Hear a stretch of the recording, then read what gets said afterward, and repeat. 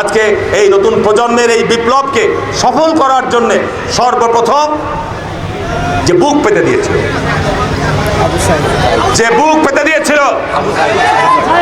Abu Saeed. Police দাঁড়িয়ে আছে, police কাছে গুলি করেন, পুলিশ ঠাস করে তাকে একটা একটা করে গুলি করে তাকে নির্মমভাবে হত্যা করেছিল। ঠিক না বেঠিক? আমি চোখে পানি রাখতে পারি নাই। এইভাবে একটা নিষ্পাপ নিরীহ সন্তানকে পিতা তার পুত্রকে হত্যা করছে, এটি কল্পনাও করা যায় না।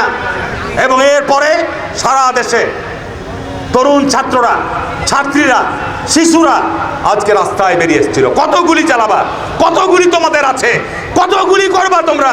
এইরকম একটি অবস্থার মধ্য দিয়ে এই দেশ থেকে এই হায়নাদেরকে তাড়িয়ে দিয়েছে।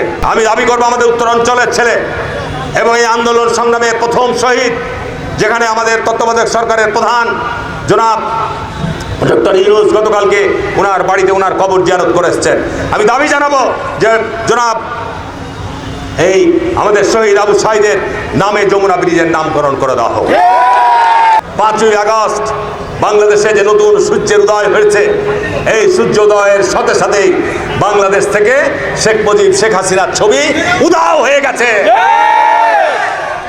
কোনো আইন লাগে নাই, কোনো ফরমান দিতে হয় নাই, কোনো ধরনের নির্দেশনা লাগে নাই। এদেশের ছাত্র জনতা, এদেশের পীর আউলিয়ার যে ভূমি, এই পবিত্র ভূমিকে পবিত্র করেছে এই গত 5 তারিখে। কল্পনা করা যায় বাংলাদেশের জনগণের টাকা নিয়ে, হাজার হাজার কোটি টাকা দিয়ে বাংলাদেশে উনি মূর্তির বাংলাদেশ বানাতে চেয়েছিল মনে করে। আজকে দেখেন পুলিশ বাহিনীর কি সর্বনাশ করে গেছে, প্রশাসনের কি সর্বনাশ করে গেছে, বিভিন্ন বিভাগের কি সর্বনাশ, বিচার বিভাগের কি সর্বনাশ করে গেছে।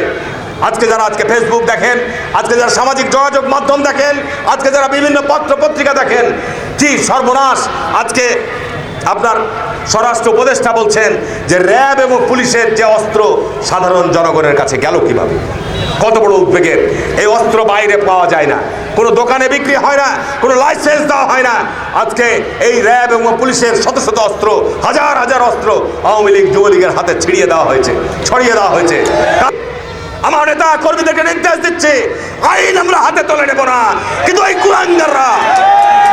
কুলাঙ্গাররা যদি কোনো আস্ফালন দেওয়ার চেষ্টা করে ওদের দাঁত ভেঙে দেওয়া হবে। আমরা 15 বছর বাইরে ছিলাম, তোমরা 1টা বছর বাইরে থাকো, কেমন কষ্ট তার ফল উপলব্ধি করো। আজকে বিভিন্ন জায়গায় 5ই আগস্ট এই নতুন সূর্যোদয়ের সঙ্গে সঙ্গে সারা বাংলাদেশে আওয়ামী লীগের প্রধান, আওয়ামী লীগের সেই কলঙ্কিত নেত্রী, উনি সব দেশকে ফেলে দিয়ে, বিপদের মধ্যে তার নেতা কর্মীদের ফেলে দিয়ে উনি নিরাপদে শ্বশুর বাড়ি চলে গেছেন। আর বাংলাদেশের অন্যান্যরা, কাউয়া কাদের, হাসান মাহমুদ, এদের আর কণ্ঠ শোনা যায় না। এদেরকে যদি দেখে মানুষ দেখে, এদেরকে জীবন্ত কবর দিবে। এদেরকে পাওয়া গেলে জীবন্ত মানুষ এদেরকে কবর দেবে। চাঁপাইনবাবগঞ্জে আমি এইটুকু বলতে পারি, যারা প্রশাসনের বিভিন্ন দায়িত্বে রয়েছেন, আপনারা নিজেরাই নিজের বিবেক থেকে চিন্তা করে যারা অপকর্ম করেছেন, যারা অতি উৎসাহী হয়ে বিভিন্ন কর্মকাণ্ড করেছেন, তারা স্বেচ্ছায় নবাবগঞ্জ থেকে বিদায় হয়ে চলে যান। আর না হলে ছাত্র জনতা কিন্তু আপনাদের বিরুদ্ধে ব্যবস্থা নিতে একটুকু বিলম্ব করবে না। কারণ ভুলে গেলে চলবে না, বাংলাদেশ একটি কঠিন সময় আমরা অতিক্রম করছি। আমাদের পার্শ্ববর্তী দেশ ভারত বিরাট প্রতিবেশী। আজকে বাংলাদেশের দুশ্মন, গণদুশ্মন, তাকে সে আশ্রয় দিয়েছে। আমরা বলবো তাকে অবিলম্বে ভারত থেকে বহিষ্কার করো, বাংলাদেশের মানুষের কাছে ফিরিয়ে দাও। আমরা তাকে আইন অনুযায়ী বিচারের আওতায় নিয়ে আসবো।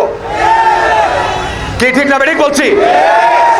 বাংলাদেশে তুমি হাজার হাজার মানুষকে হত্যা করে যাবা, গুম করবা, আয়নাঘর বানাবা, বাংলাদেশের মানুষকে, রাষ্ট্রীয় প্রতিষ্ঠানগুলিকে, পুলিশ, বিজিবি সহ এই সমস্ত প্রতিষ্ঠানগুলিকে নিজের ব্যক্তিগত বাহিনীর মতো ব্যবহার করবা, বিচার বিভাগকে নিজের ব্যক্তিগত কাজে ব্যবহার করে গোটা রাষ্ট্র কাঠামোকে শুধু দুর্বল নয়, ক্ষতিগ্রস্ত করে গেছে। তার জন্য তাকে আমরা বিচারের আওতায় আনতে চাই।